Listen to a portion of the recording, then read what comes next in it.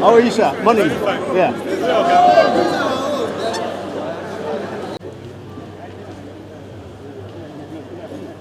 Also present in our midst.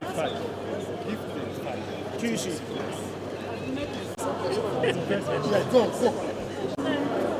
Anywhere you stop, don't come back. Eh?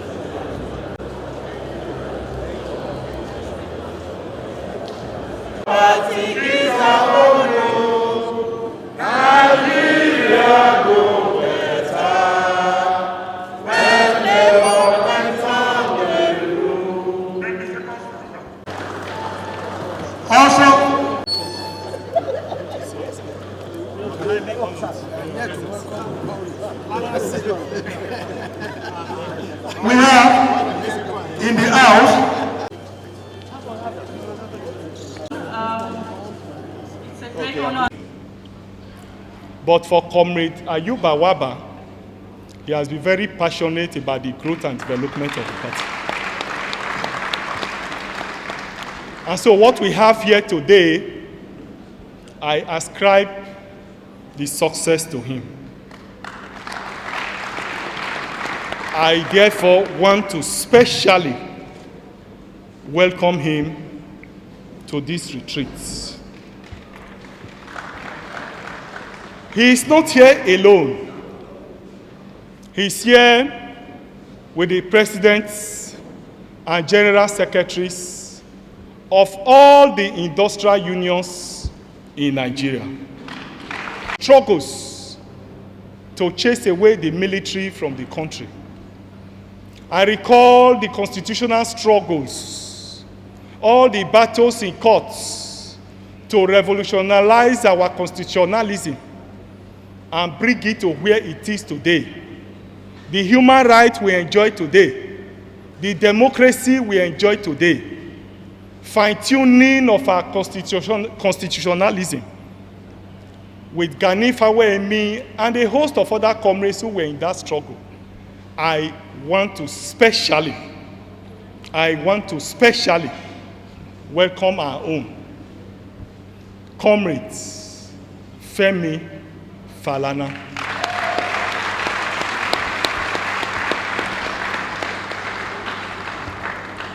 Our own learned son. His loyalty to the struggle, his loyalty to NLC, and by extension, his loyalty to Labour Party as of today is not in doubt. I want to welcome all our candidates, the candidates of the party, our senatorial candidates, our House of Rep candidates, our state houses of assembly candidates, and indeed our state party chairmen and secretaries who are here with us today.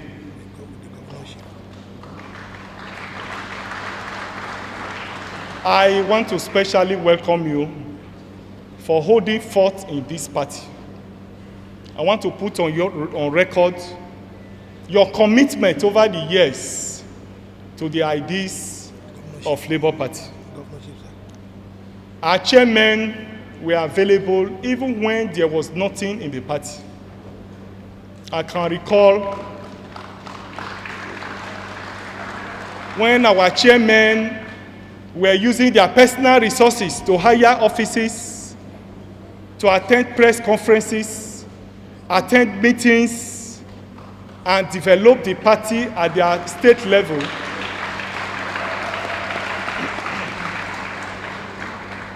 When there was nothing in the party. I want to specially welcome you to these retreats.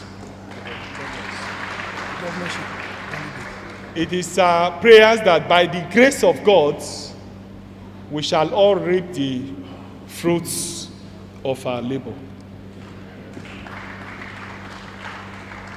We are here today to carry out a retreat. We agreed with the leadership of the Trade Union Congress and the Nigeria Labour Congress that when the campaign is about to kickstart, we all need to bring key stakeholders of the NLC, of the TUC, and other key stakeholders to a retreat where we can all sit down, look at the issues that is at stake, agree on critical areas, and then get the buy-in of our members, get the buy-in of the unions, and of course, the NLC and TUC. And that is why we are here gathered today. I also want to quickly put on record that the opportunity we have today is a unique opportunity for us to redefine the way politics is played in Nigeria. It is no longer in doubt that the country is not working. It is no longer in doubt that the numerous and plethora challenges that we have in the country is as a result of failed leadership, successive failed leadership that we have had over the years. Obviously, the political class that we have had have no capacity, do not have the knowledge and what it takes to drive the process of development for the country. Nigeria is a country that is richly blessed in terms of human resources, in terms of natural resources. All that we need is to have a proactive and intelligent leadership to be able to harness our resources and then reposition the country for effective performance and greatness. And this precisely is what has been lacking in the country. What is even worse for us now is that no one is safe again in the country. Insecurity has ravaged the country. There is hunger, there is poverty, there is unemployment. The country is not working. Students are at home, no school. This is the situation we find ourselves. And it is very clear to us that it cannot be business as usual come 2023. It is very obvious, it is clear to us that something needs to be done urgently if we will be able to continue as a country. And I'm very pleased and happy today that Nigerians have taken their destinies in their own hands. I'm very proud of Nigerians today who have identified with the party and have taken their destinies in their hands. I'm sure that Nigerians are ready for a positive change. Not the change that we had in 2015, but a change that will change the political narratives in Nigeria. This is about the first time that we are seeing the spontaneous reaction that we are seeing in the country. Today, the party is growing on all fronts. People are joining the party. People are keying into this project. People are forming the structures. People are organizing rallies without being paid. People are donating caps, and they are driving this process. And I think that it is worth commending. I want to conclude this welcome address by appealing to our key leaders, our stakeholders, our allies, particularly those of us from the trade unions, that this is a wonderful opportunity that history has put on our hands to change the country. In the life of every country, the society has a way of throwing up new leadership, new political leadership. And I think that this is the opportunity the trade unions is having today. And I want to appeal to the leadership of the unions that this Labour Party project, especially the one of 2023, that we should all key into it, identify with the party, identify with our candidates, and let us, for once, enthrone a Labour government in Nigeria that will be able to drive the process of development for the country. If we do this, I'm sure that posterity and history will judge us alive. I want to thank you this morning, and I want to welcome you all to this retreat. Thank you, and God bless you.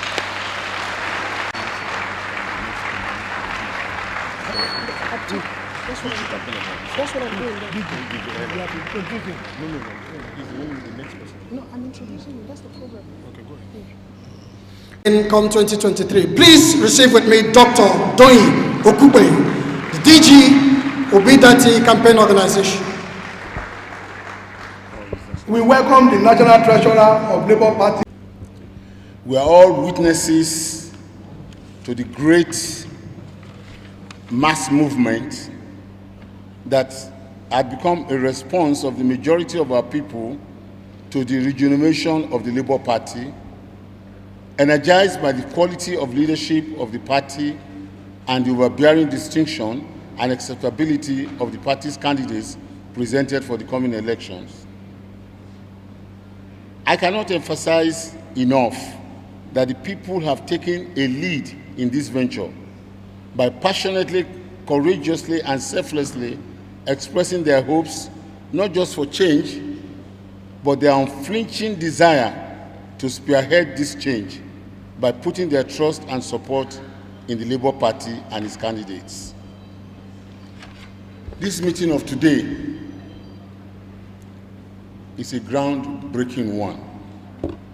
And I just say I'm the happiest person this day. I've longed for this gathering. I've wished for the existence of this team. We have assembled here Mr. Chairman of the Labour Party, my brother, Mr. President of the NLC, TUC. We have gathered in this room more than enough people that can install a president.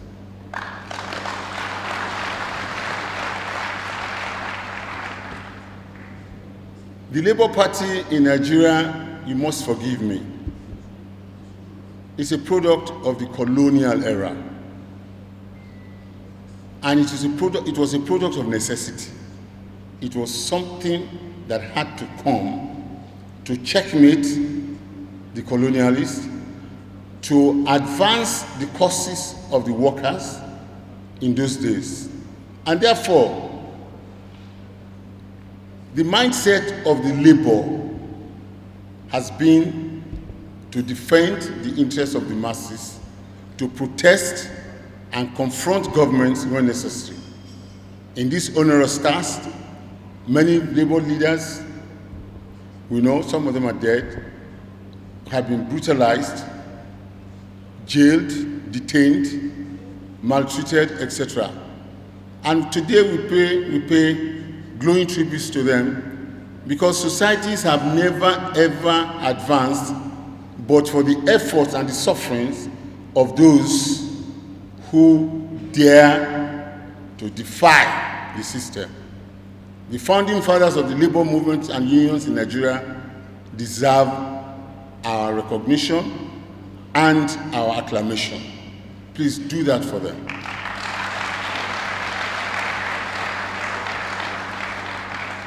Mr. Chairman, sir, distinguished ladies and gentlemen, time has changed.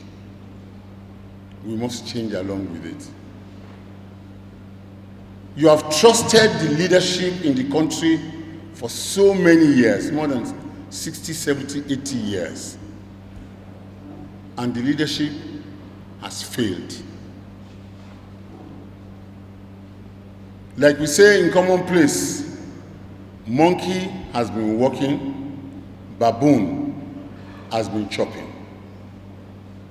But this is contrary to what even the scripture says. I'm an evangelist. The scripture says, you shall no longer build and another occupy.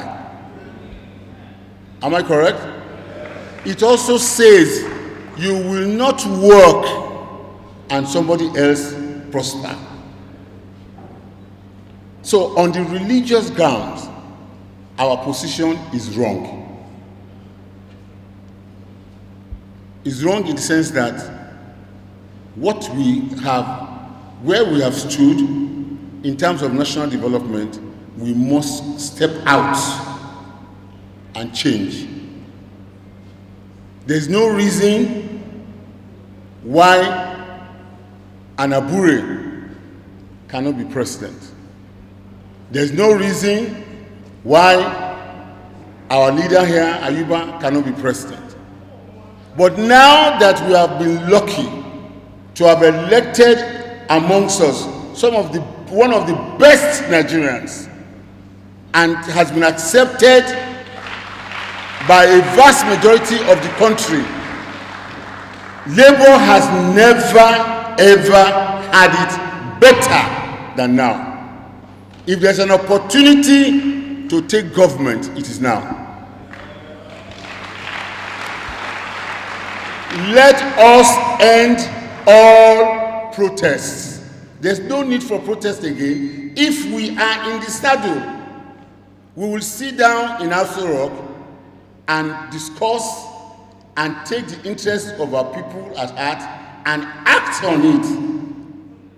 What we have done, the time we have spent on the streets confronting the police is enough. Let us get the police to work for us. Let us get the police to work for us. And like I said, what I see here gives me so much joy. The Labour Party is a giant that is sleeping.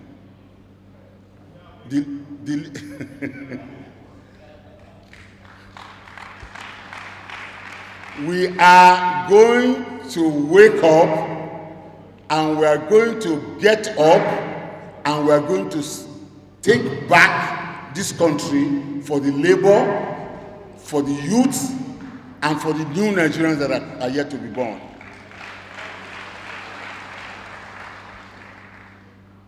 What do we need to get this done? We need votes.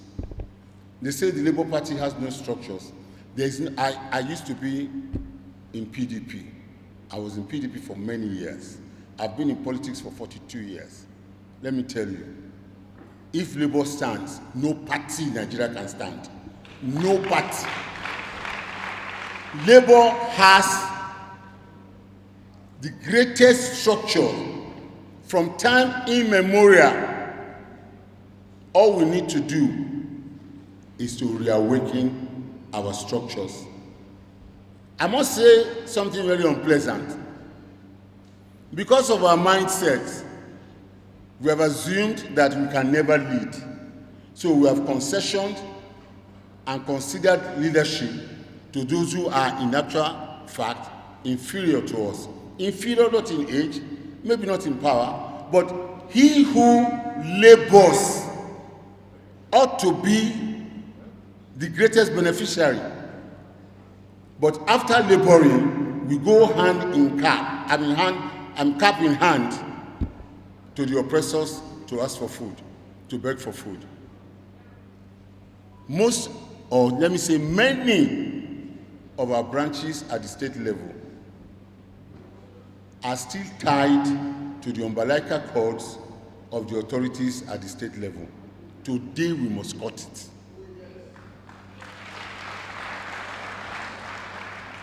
This retreat must grant you the platform to gain your independence as a labor organization.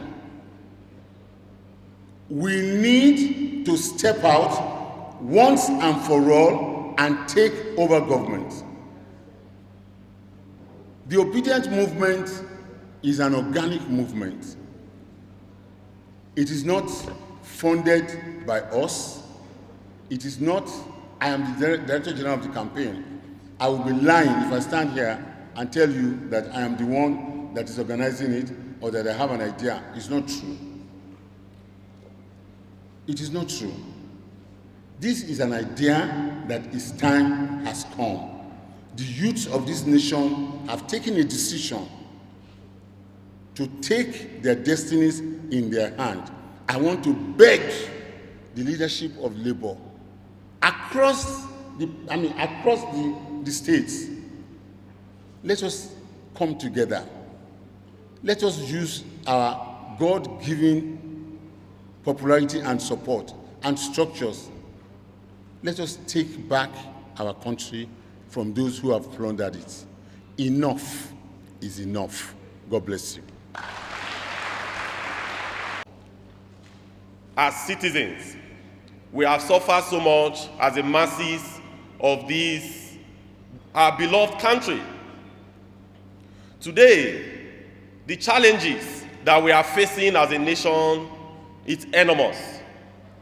Today, to be able to live as a Nigerian, you pass through enormous excruciating pains. Today, we are so divided as a nation. We are so fragmented as a people. Today, for an average man to be able to eat once a day is a real challenge. Today, we have the political class that have been cut away from the masses. We have the political class that doesn't even know whether we exist or not. Today, we have a macro and microeconomic challenges. Today, the challenges are just enormous that a lot of us here, we know. Today, our political class have so divided us. They have told us that before you vote in people, you should look at their religion. They have told us that before you vote in people, you should look at where they are from. But the question that we have asked consistently is that how has our previous leaders, how have they benefited us due to where they came from? I have asked a question. Is Abeokuta much more better today than it was before President Olusegun Obasanjo became Nigeria president? Your guess is as good as mine. I have asked a question. The short stay that our former president, the late Umaru Yar'Adua, from Katsina, is Katsina better today because he was Nigerian president? The answer clearly is a no. And I have asked a question. Is Bayelsa, is Yenegua, is Otu-Oke better off because we had a President Goodluck Jonathan from that region? The answer clearly is a no. And today, I also asked a question. Is Katsina, is Daura much more better today than how it was before now? Before President Muhammadu Buhari ascended the position of the president of Nigeria? The answer clearly is a no, because insecurity is perverse in Katsina just as it is in every part of the country. What that means clearly is that where you are from as a leader does not matter. So we should clearly de-emphasize where a leader is from. An incompetent leader is an incompetent leader. Whether that leader is from my village, whether he's from your village, no matter where that person is from, is grossly incompetent. So, comrades, it is time for us to emphasize on capacity. It's time for us to emphasize on character. It's time for us to emphasize on competence. And it's time for us to emphasize on proven track record. Because, comrade, you may think, oh, the next person that is contesting is from my village. He will go there when he doesn't have the competence, when he doesn't have the character, and doesn't have the capacity, he will go there and fill up his or her pocket. So don't think of where the person is from. but think of the things that I've enumerated, the 3 C's: capacity, character, and competence. So, comrades, I wish to thank the organizers of this event. I wish to tell us that the Trade Union Congress of Nigeria is fully with us 101%, and whatsoever resolution that is reached at the end of this conference, we shall implement to the latter. Solidarity. Thank you.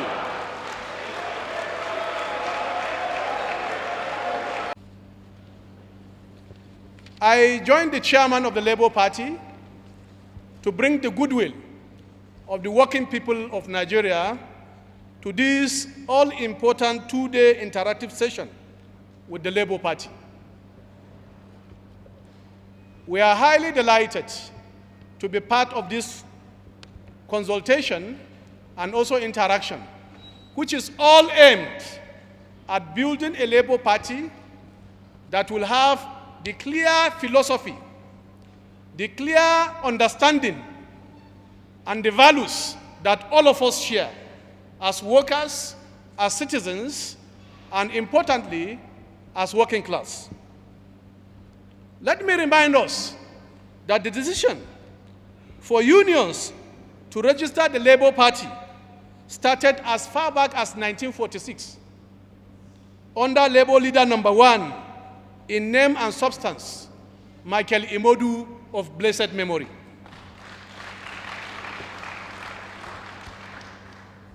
There was a clear decision then for Labour to align with NCNC,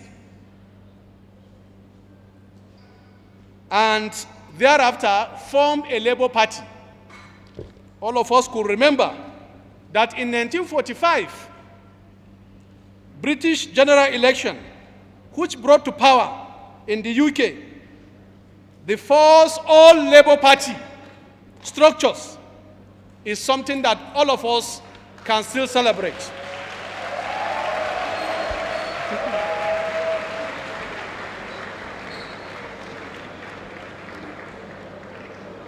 Comrades, let me on your behalf warmly welcome the candidate, presidential candidate of the Labour Party, Peter Obi.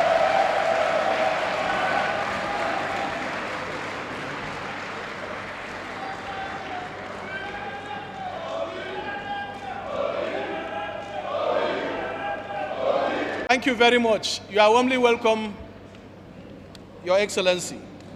And all of us, the working class and the downtrodden, that the decision for trade unions in Nigeria to register the Labour Party started in 1946 under the leadership of Labour leader number 1, Michael Imodu of blessed memory. 2 decisions were taken at that very important organ meeting. 1 is to align with NCNC as a party, and 2, work towards the formation of Labour Party. And that followed the success of Labour Party in Britain in 1945, where Labour formed government.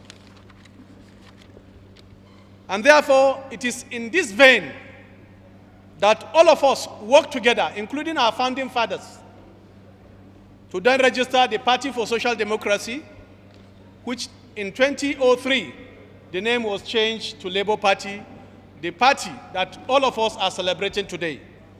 This history is very, very important because it will awaken our consciousness and align with the consciousness of our founding fathers.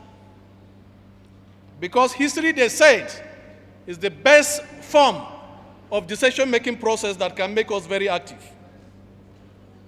Labour Party was formed clearly with this philosophy of promoting people-centered agenda in democracy. It's not about self, it's not about few, but it's about the whole people. And that is why when the Labour Party was formed, we thought of what would be the logo of the Labour Party. And we all agree that it should be people-centered. That's why you have Papa, Mama, and Pikin as the logo of the Labour Party. Is the only party in Nigeria that have a people-centered agenda. that will promote people above everything. The philosophy and value and principle are anchored first on fairness, justice, respect for the rule of law, people's freedom, and shared prosperity that will prosper development. These are very important, comrades, because every democracy must actually promote people's freedom, including defending rights and the rights of citizens, including the right of workers. So as we go into this whole journey of promoting Labour Party and promoting all our candidates, this centrality of the philosophy of the party must continue to resonate across boards, across all structures, because that is why Labour Party is different and distinct from all other political parties. I am convinced that with this agenda, which Labour Party will promote, we'll be able to do something different. I agree with the earlier speakers that the problem of Nigeria is not about resources. We are so blessed, enormously blessed, with human and material resources. In fact, it's been said that there is no country in the world that is as so blessed as Nigeria. What is then the problem? The problem is clearly leadership. From the First Republic to where we are today, the problem is actually leadership. When you look at the arid land from the north to the south, you will be amazed of how God has blessed us. When you look at the human resource across the continents of the world, Nigerians are making wave. They are the best in every sector. In fact, 5 weeks ago, I was in Philadelphia, and I had to branch to Alabama to visit the University of Alabama. I was told that 70% of the well of Alabama was actually aligned to the university. And I went there to see a professor in Nigeria. He said the best 10 are actually Nigerians. So what is going wrong with us is about harnessing our resources, both human and material, to be able to add value and make Nigerian citizens better. It will actually bug all of us that Nigeria, despite being the 6th largest oil producer in the world, that we cannot refine petroleum products for more than 3 decades. What do? We export crude oil, and half of it even stolen. And in turn, we go back to buy refined product. And we don't complain that things are not working and there is question about subsidy. That is one question that Labour can be able to attend to. Labour Party will address that issue. And there are many avenues to address that issue. It is not rocket science, comrades, to fix the problem. We have the solution. We have commission studies. It's possible. If we have people that are refining illegally, we can organize them into clusters.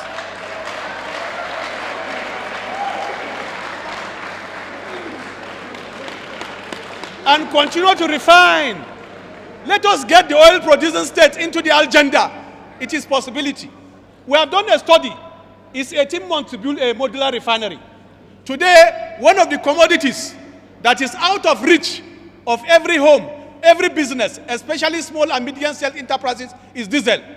I heard our friend Obasanjo complaining that his business is going down because he cannot afford diesel. This is the same problem. We say fix it. And you can see, out of office, people are now lamenting. It's easy. The easiest commodity to refine is actually diesel. And once we fix the modular refineries, in every oil-producing community, let us bring these youths, fix our refineries. They will be able to actually start with diesel. And therefore, let us stop importation of diesel. There is no reason for diesel to be sold between 850 and 900 naira in Nigeria per liter. No reason. And I make the point, we are the only oil-producing country in the world that imports 100% of our refined products. Why? Because people benefit. In fact, they told us that more than a quarter of the petroleum product is also stolen. How can it be stolen? It means connivance. It means there is a cabal. And this must be broken. This is the whole mark of our argument. Comrades, as our candidate have said, we cannot continue to be a consumer nation. Manufacturing, returning to manufacturing and production economy will certainly address the issue of poverty in Nigeria. It can also address the issue of job creation. There is nowhere in the world where we can say only one sector, either the private sector, can provide all the employment opportunities. No, it is about a wrong policy. I was in South Africa 5 days ago also, and I visited the University of Johannesburg. Every policy about that country is from the university. And I tell you that every vehicle used in South Africa is not only assembled, it's produced in South Africa. Today, the entire Gulf manufactured in the world is no longer in Germany. It's being produced in South Africa. Why? There is a favorable environment. And the leaders are very thoughtful in attracting those production lines and also for people to be gainfully employed. That is what we are bringing to the table as a new argument that we can do it and we have the resources to do it. Comrades, our youths are not lazy. Our youths are not lazy. I say so. Our youths are the best. They only need empowerment and support. Because everywhere around the world, people celebrate the ingenuity of Nigerian youths. When you hear about Yahoo Yahoo, it's not a lazy man that can also go into Yahoo Yahoo.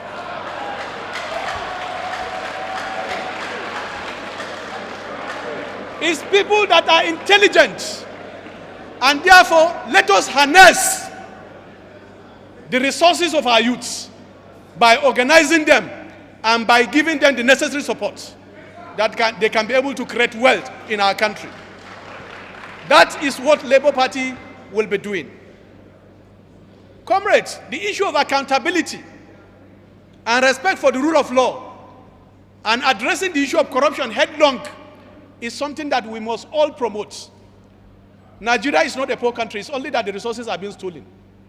And it's an organized crime against all of us. Sometimes people argue that civil servants are also corrupt. But if the head is rotten, there is no way the body can also be rotten. As organized labor, we have supported the fight against corruption holistically. In fact, I remember as far back as 2005, the first major rally by NLC under my leadership was the fight against corruption. But what do we see? The argument is, have we been able to fight corruption? It's obviously no. If one person will steal 109 billion and compromise IPs, we cannot be coming here to say IPs have succeeded. That's the reality, comrade. And therefore, we will also work around very assiduously to addressing these issues. And lastly, you cannot be able to drive economy without also fixing the critical infrastructure. Importantly is the issue of power. For many years, we have been trying to fix power, but that has eluded us. Not that it's not possible. It's possible to fix it. And importantly, and close to our mind, is also how we can free our local governments, free the judiciary, free the legislature, especially State House Assembly, from the grip of few strong politicians. Their resources must go to them. And therefore, we'll continue to promote the issue of autonomy for those structures to work effectively to address the challenge of insecurity and all issues. Comrades, these are very clear issues that we need a structure that can be able to address it. And I make the point that protest and strike alone cannot fix Nigeria. Workers, as Imodu said, must be active towards selecting leaders that they think have the criteria, the quality, the way without, the energy, the intellectual ability to be able to provide leadership. And I've argued severally about how leadership can be able to also turn around situation. There are three major variables that a leader must possess, particularly in developing countries like Nigeria. In other climes, a different paradigm because they have strong institutions. The fact is that we are not having strong institutions because the institutions are not independent and they are not strong like we have in the US.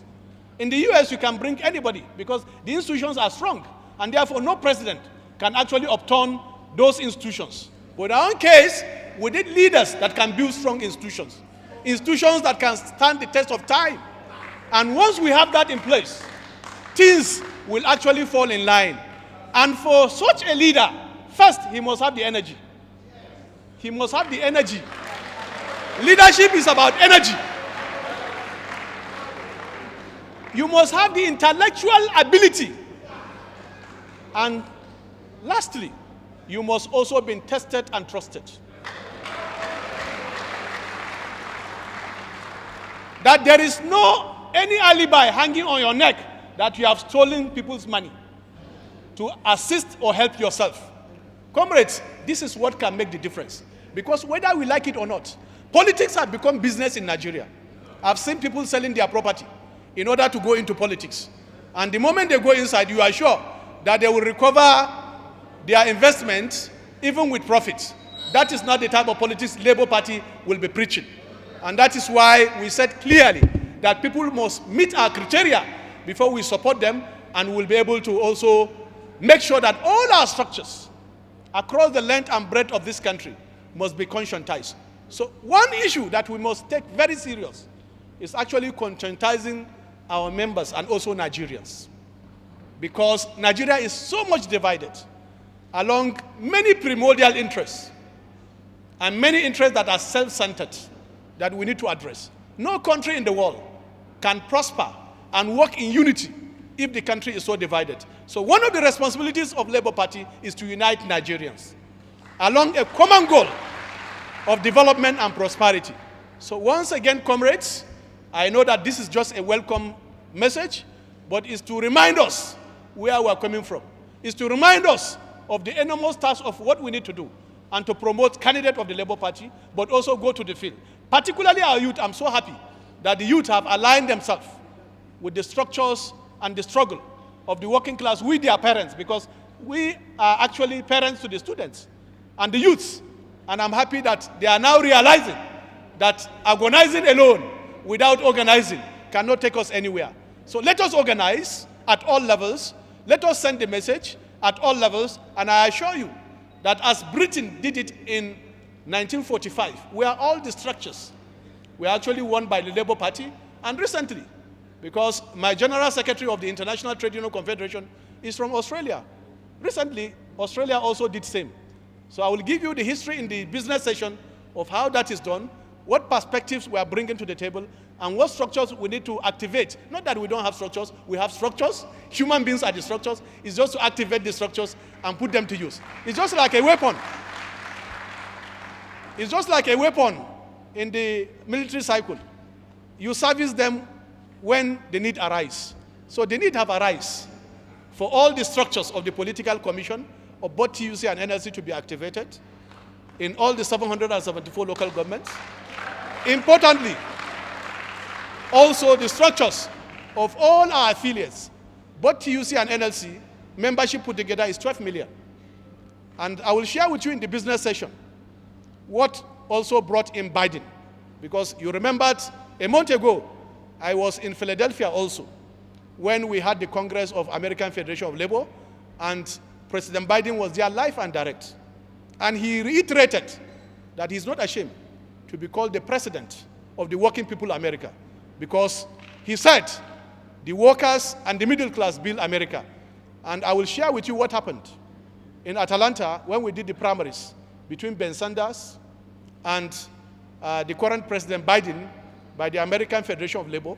And I was there as a guest speaker, and I saw democracy in action, and I saw workers participating actively. In the business session, we'll share all of that, and I'm sure we are going to have a very good platform and a very good foundation to offer leadership, and leadership that will address the numerous challenges of the working class in Nigeria. Once again, solidarity forever.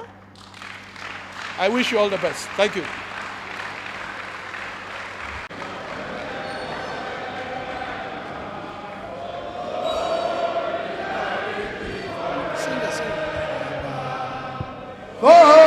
Solidarity forever. Union with us. Solidarity.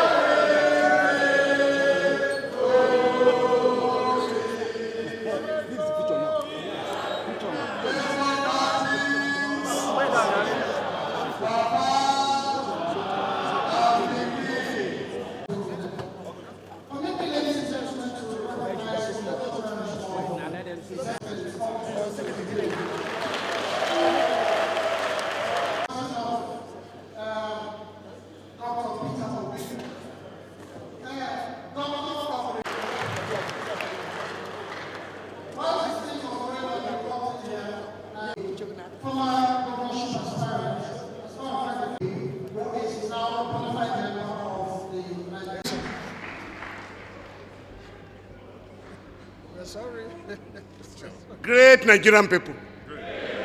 Great Nigerian people. On the Workers' Charter of Demands.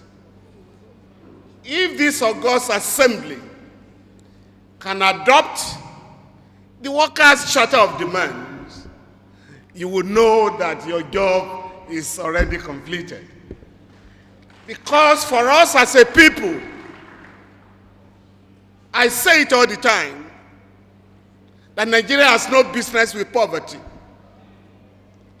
We have no business with frustration. Because this is a well-endowed nation. Other countries are jealous of us. But what have we done with the enormous resources at the disposal of our country? We've listened to wonderful speeches. But let me respond to one or two issues. This government promised that we're going to migrate from PMS to CNG. And 250 billion naira was voted for that. And the government said in 2020 that once we migrate, most of our vehicles, if most of our vehicles can run on gas, a liter of fuel will be 94 naira. Today, the government is thinking of increasing fuel price to 500 naira. Comrade President of NSC, and I want to say this here publicly, about 7 years ago, the government of Nigeria spent a colossal sum of 50 billion naira to acquire a software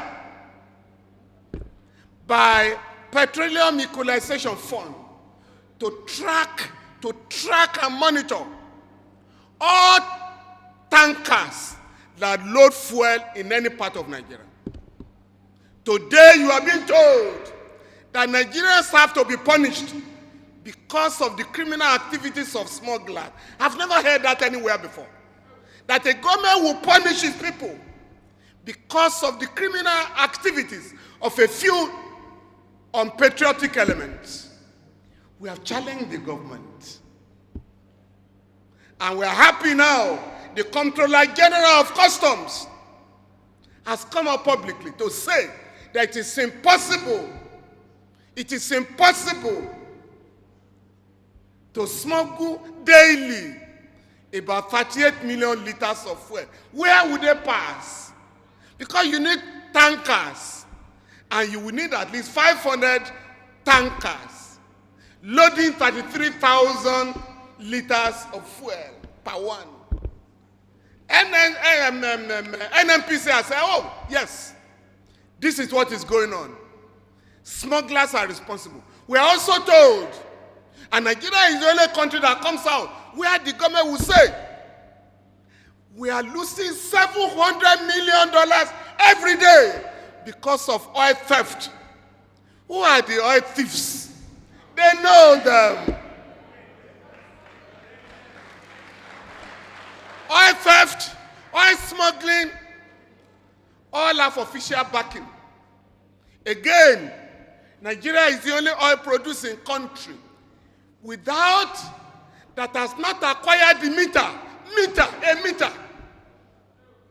to know how much oil you produce daily. Nigeria is the only oil producing country that has refused to acquire that meter. Furthermore, there is an organization called Lloyd. That body, and Nigeria subscribes to that body. NNPC subscribes to that body. That body knows and has a record of all ships that load what to any part of the world. Nigeria has access to that body. Yet we are told we don't know who is stealing our oil and where the oil is being taken to. Now we did a study, January 2011 to December 2014. We discovered, and we made the information available to the government. Nothing has happened. One port, Philadelphia port in America. The oil that left Nigeria,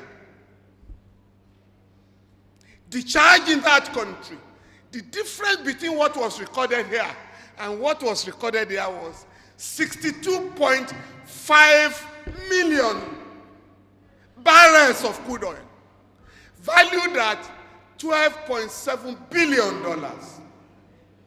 One pot. So if you take 20 pots in America, 20 in China, United Kingdom, France, you know what we are talking about. So the government knows, and if they want information, we can make it available to the government. If they are actually looking for those who are stealing our oil and those who are smuggling our oil. Because this year, please, 2020 budget, 2022 budget, this government claimed that we are going to spend 443 billion naira on so-called fuel subsidy.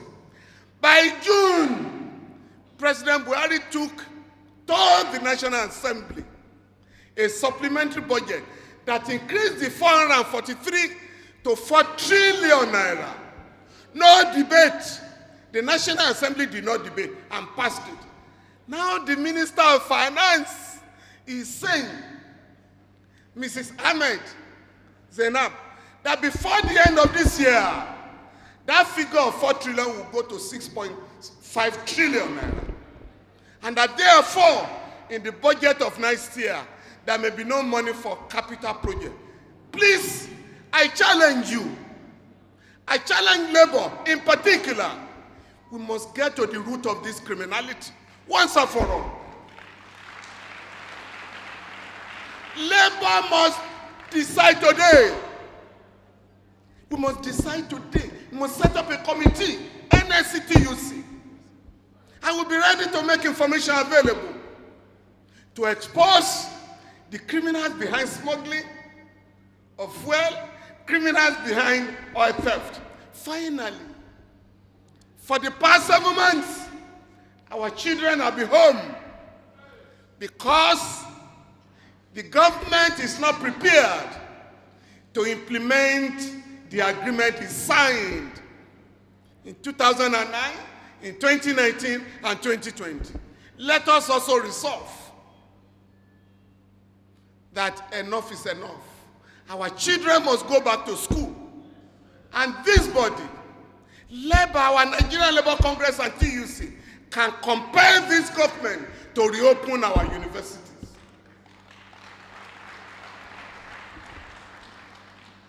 I was very reluctant to come here to speak because, as Fidel Castro once did, he went to America and they asked him to speak. He said, I don't want to offend a powerful enemy in his own territory. Let me challenge the leaders of the Labour Party. I beg you. You ain't going to get power in Nigeria by adopting the methods of the bourgeoisie. If you want to mobilize the Nigerian people, you must go beyond visiting those who destroy Nigeria. From today, your candidates must go to the offices of all the trade unions in Nigeria. The offices of women organizations, youth organizations, because the people you are competing with, please know this, have acquired, albeit illegally, unbelievable sums of money. And what do they want to do? They want to bribe voters because they have weaponized poverty. Therefore, you cannot operate on the same terrain. And the president of NIC and TUC have made the point that you have the largest structures in Nigeria. Please go out from today to revitalize those structures so that these guys can know that it can never be business as usual in Nigeria again. Time is on our side. Oh yes. Because Nigerians have lost faith in them. They are now running from pillar to post. When they say you have no structure, tell them the people are the structures of power. The people are the centers of power. Power is lying on the street in Nigeria once again. You don't know? The man in Aso Rock says, I am tired, I want to go home. Those who want to take over power from him, they are also tired, you know that? Therefore, power is lying on the street of Nigeria. Are you ready to pick it? Thank you.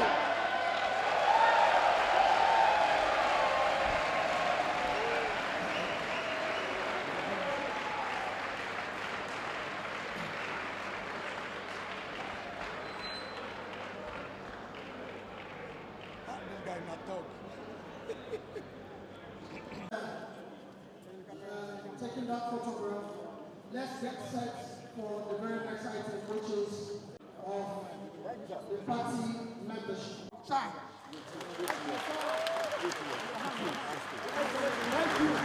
We have said that we want people to voluntarily support the party, but we don't want to charge people to be a member of Labour Party.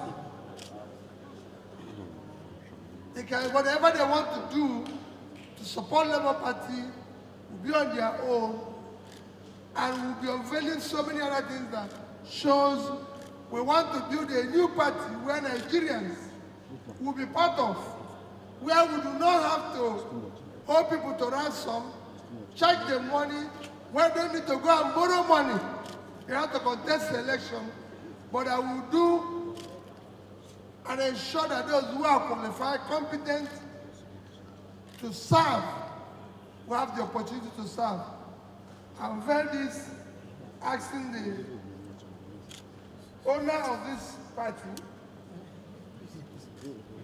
join the owners and the administrators, everybody will unveil this to the glory of God. This guy, come on. Oh, this guy. Yes. Thank you so much. Your face. Thank you, Your Excellencies. Labour Party is owned by everybody. From today, Your head is here. go and get your membership card. The Labour Party is your own. And we are singing it in our song. We select the country where we decide on where we live. Nigeria and Nigeria. Then you select the city. Select FCT. The area council select area council. I know, you know, I told you we have to be electoral. Electoral ward. So, Ladies and gentlemen, I think His Excellency deserves a round of applause. Put your hands together for him.